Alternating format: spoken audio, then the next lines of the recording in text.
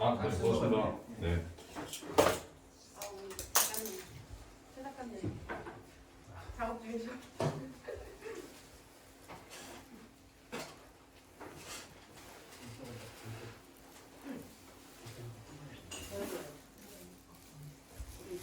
네. 예뻐서. 많이 찍어주시죠. 홍보비 받아야 되나? 대환영. 네. 대관령.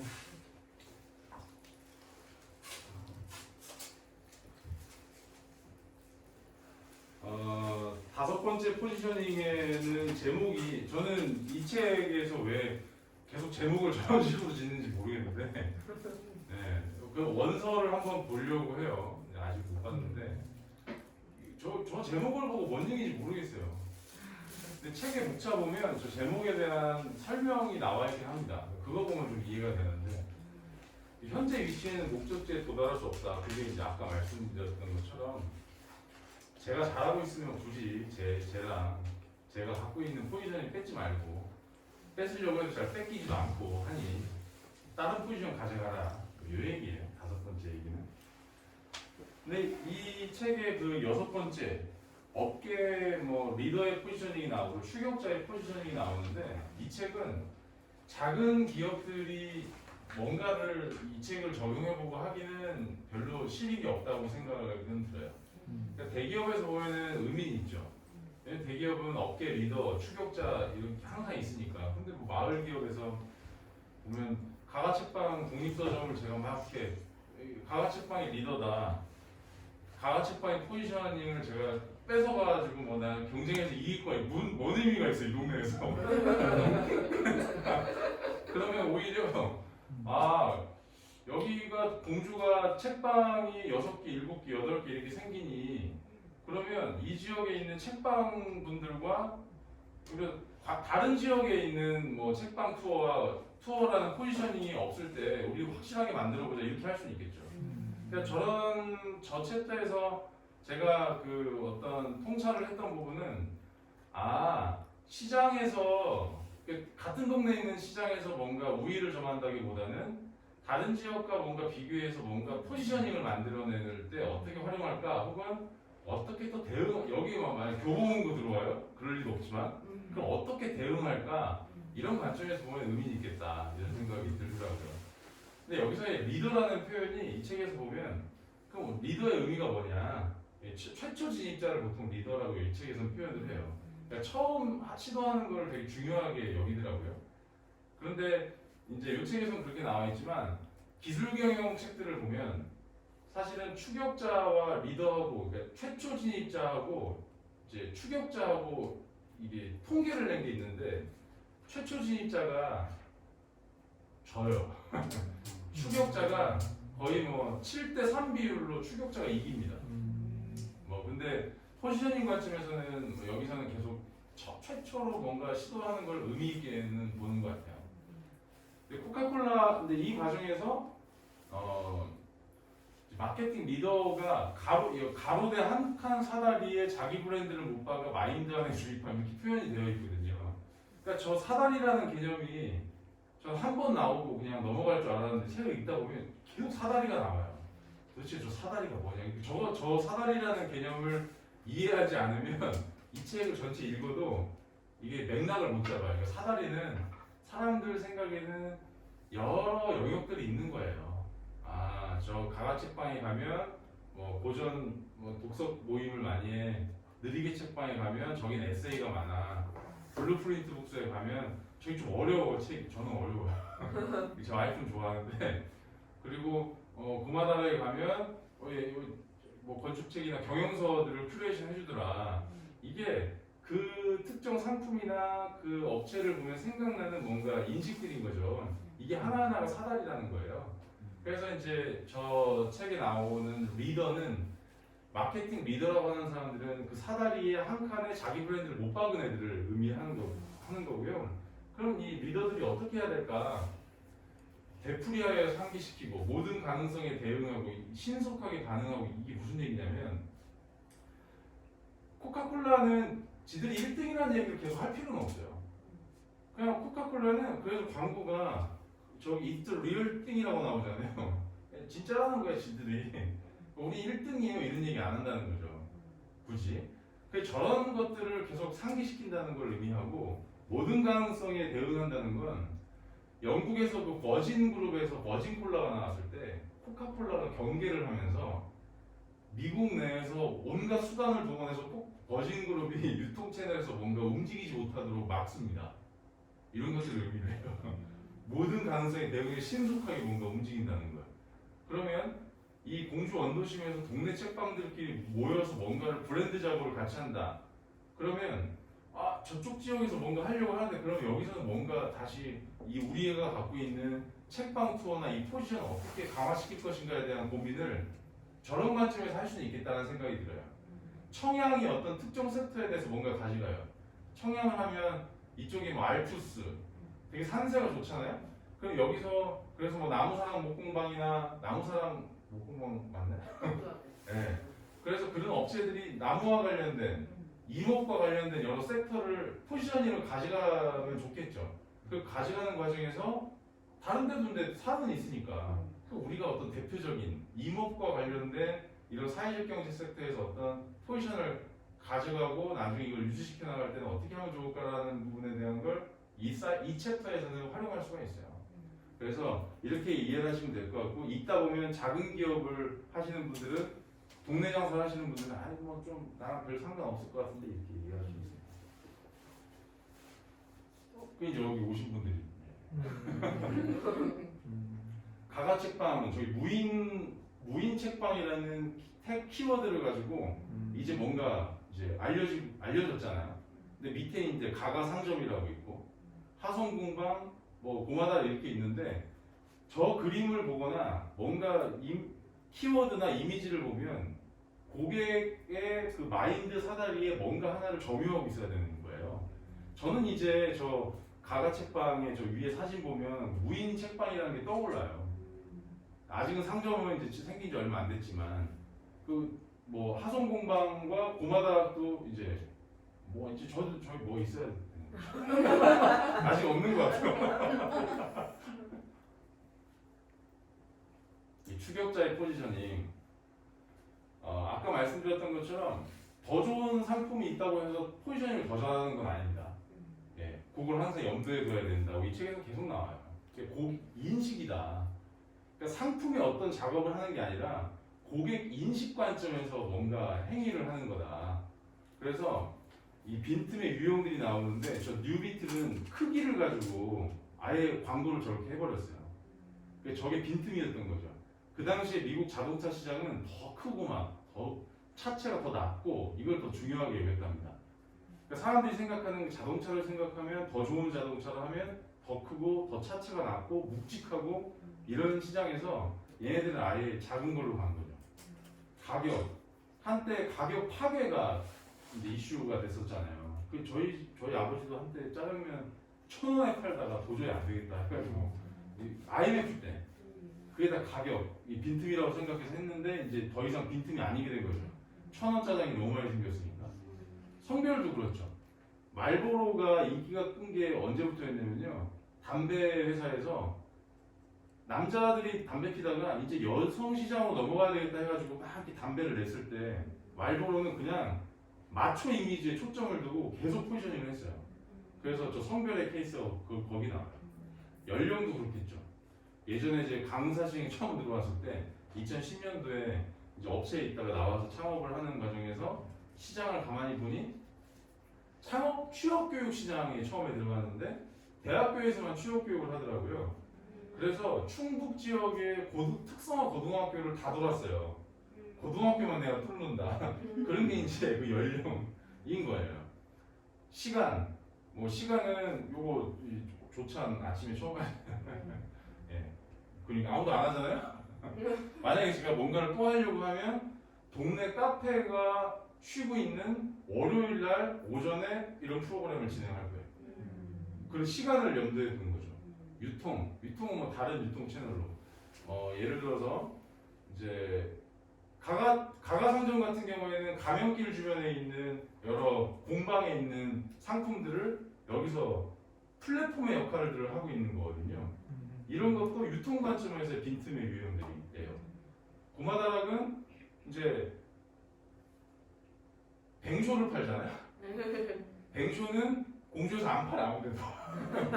일단 안 팔고 이게 뱅쇼 하나 팔면 비용 다 제하고 나면 저희는 병당 4,000원 예상하고 해요. 그래서 생각보다는 이제 얼마 안 남는 거죠. 근데 여러 비용을 고려했을 때 매입 가격만 아니라 뭐 포장, 배송, 예 그런 그리고 또 시음 고려했을 때는 제가 3,000원에서 4,000원 정도의 그걸 두고 마진율을 두고 이 운영을 해요. 막 아무 생각 없이 막 다 퍼주는 건 아니에요. 아, 내가 살짝 치우는 거. 그런데 여기 오시는 분들은 여기 오면 책방 주인이 막 다 퍼준다고 생각을 하는 거예요. 다 나름 그 포지셔닝을 한 겁니다. 다 계산된. 예, 계산된 거, 계산된 거. 근데 저 이 뱅쇼는 오프라인에서 지금 판매는 저희밖에 못해요. 왜냐면 여기 제조사를 직접 컨택이 된 거기 때문에 이 제조사는 이 뱅쇼의 가격을 낮추기 위해서 온라인 직접 판매만 해요. 카카오 선물하기나 마트를 통해서 납품되는 게 유통사를 통해 납품을 안 해요.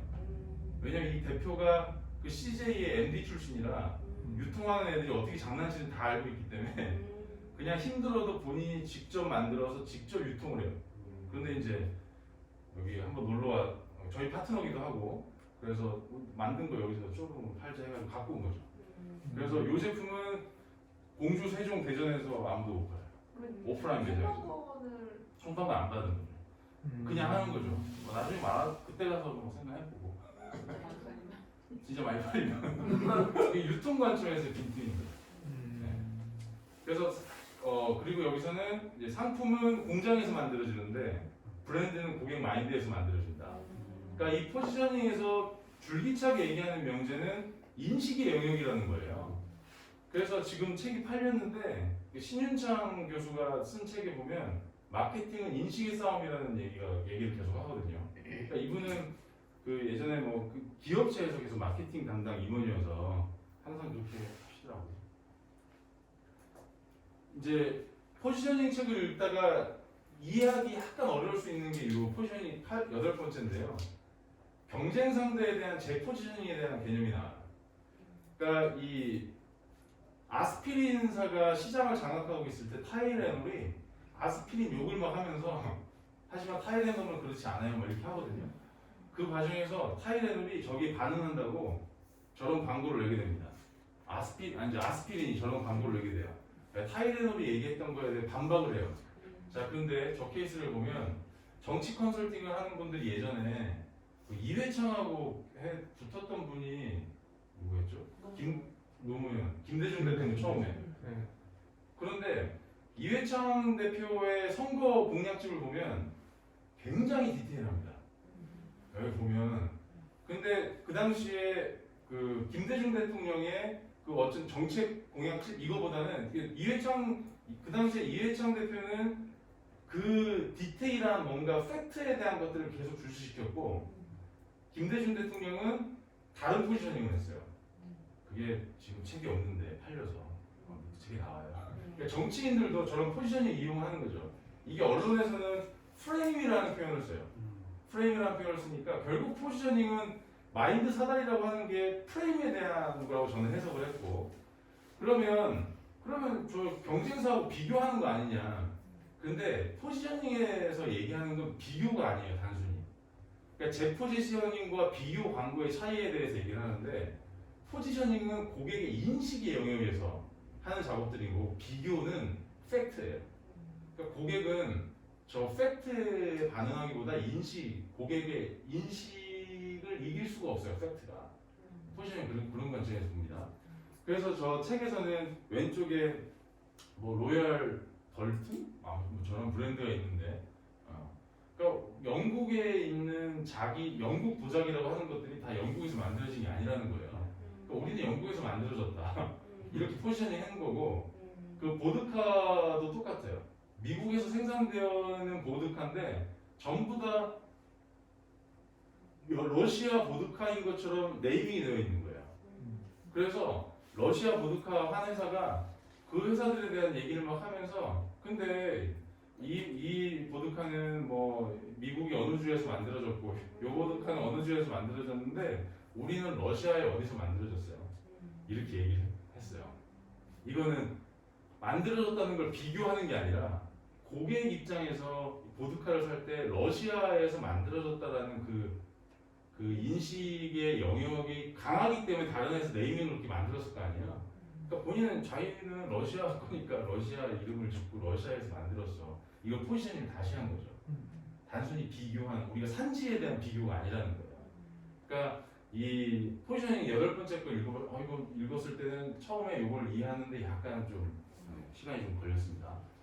그래서 오늘 이제 지난 시간에 포지셔닝 3번째까지 했어요. 그래서 오늘 8번째 것까지 다룬 건데 포지셔닝의 1, 2, 3, 4번은 앞단에 있는 내용들은 포지셔닝을 얘기하면서 고객 입장에서의 그 인식이라는 게 뭔가 이게 참 중요하다. 요걸 이해시키는 부분이라고 보고 두 번째는 그런 포지셔닝을 하는 과정에서 경쟁사 대비 경쟁사에 대한 개념을 어떻게 이해해야 되는가. 단순히 비교 대상이 아닌 거예요. 그러니까 경쟁사라고 하기 표현을 저렇게 했지만 시중에 있는 플레이어들이 갖고 있는 포지셔닝과 다른 포지션으로 우리가 움직여야 된다는 거죠. 그러면 이 과정에서 뭐가 필요하냐? 네이밍이 필요하다. 그 어떻게 이름을 지을 것인가가 그 다음 섹터에 나오고 그 다음에는 이 책에 사례들이 나와요. 그러니까 사례를 여기서 다룰 필요는 없고 이름 짓기를 어떻게 할 것인가 요 얘기에 대해서 다루면 잭 트라우트의 이 포지셔닝 책을 한번 점검을 한 건데 주의하셔야 될 점은 지금 논의한 이 내용들이 지난 시간에는 이 부분이었어요. 타겟 고객에 대한 부분에 대한 걸 다뤘거든요. 이번 시간에는 이 밑에 밸류 팩터에 대한 것들을 비교해서 어떻게 우리 포지셔닝을 만들 것인가에 대한 얘기인데 이걸 상품 계획에서 뭐라고 하냐면 컨셉이라고 해요. 그러니까 네 컨셉이 뭐야라고 했을 때는 밸류 팩터가 명확하게 도출된 상태에서 기존의 포지셔닝 경쟁사 대비 어떤 우월한 요소가 있는지를 컨셉이라고 해요. 근데 상품 기획에서는 이게 대기업의 상품 기획이니까 여기서는 경쟁사에 대한 개념이 명확하게 나오고 경쟁사 대비 밸류 팩터를 의미하는 거거든요. 근데 스타트업이나 작은 기업들은 여기서 경쟁사하고 비교해서 경쟁사 대비 우리가 이길 거야 이런 개념이 아니라 경쟁사가 시중에 있는 동네에 있는 예를 들면 책방이 갖고 있는 저 마인드 사다리 말고 난 다른 사다리로 들어가자. 다른 밸류 팩터를 시장에서 인지시킬 수 있으면 컨셉이 나온 거예요. 그래서 고마다락도 그런 작업들을 계속 하고 있는 거죠. 근데 감이 좋은 분들은 막 하다 보면 막 컨셉도 나오고 막 그래요. 자연스럽게. 근데 감이 저같이 없는 사람들은 계속 이런 거 보면서 야 지금 우리는 이 기획이 어떤 단계일까를 고민해보기도 하고 그러니까 여기서 하는 모든 고마다락에서 움직이고 있는 모든 것들은 실제로 경영학 원론에 나오는 범주를 벗어나지 않습니다. 이 책방에서 하는 것들이 작은 책방이지만 그래서 다음 시간에는 이제 이름 짓기에 대한 걸 하고요. 이제 이 포지셔닝 책이 끝나면 아마 비즈니스 모델을 다루면서 뭐 비즈니스 모델에 대한 책들은 많이 나오거든요. 여기 이런 책들을 해서 디자인 싱킹이나 비즈니스 모델에서 이 부분에 대한 이제 이런 그 고전과 같은 역할을 하는 책들을 봐야 돼요. 보고 그러면 왜 여기만 보냐? 왜 여기만 보냐면 여기는 이제 사업 계획 같은 거 여기는 계속 시장의 동향들을 보면서 기회 요인과 위험 요인을 찾아보는 거야. 자 여기서 이제 그러면 농심과 오뚜기가 경쟁하는 과정에서 원래 경쟁 상대는 아니었거든요.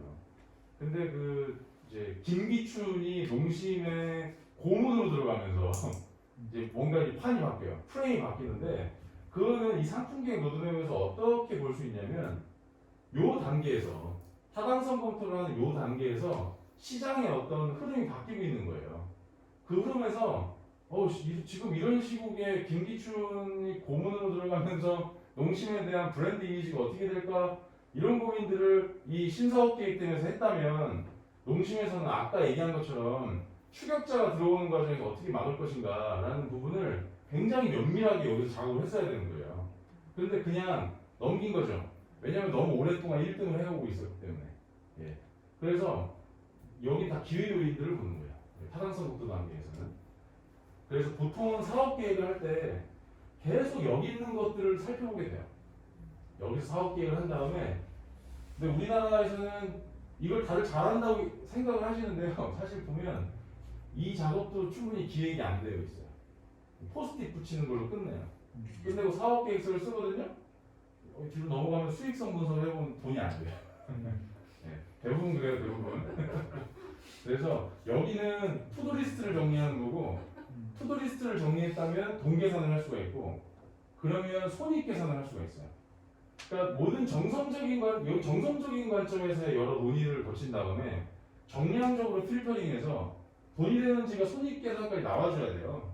그런데 대부분 돈 계산하기 힘들어하시고 여기는 이제 이미 했다고 생각하시고 여기는 아무 생각이 없고 결국에는 이 로드맵이 없는 거예요. 뭐 어떤 우리가 아이디어들을 기획해서 어떤 제품이나 서비스를 만드는 과정에서 그러니까 공화단학에서 진행하는 거의 뭐 이게 지금 어떤 지금 사이클을 지금 한번 고민하고 있는데 반년간 사이클을 만들 건가. 이 상품경 로드맵에서 다루고 있는 내용들을 하나씩 다 다룰 거예요. 네, 여기서 뭐 마무리하죠. 네. 아유 고맙습니다.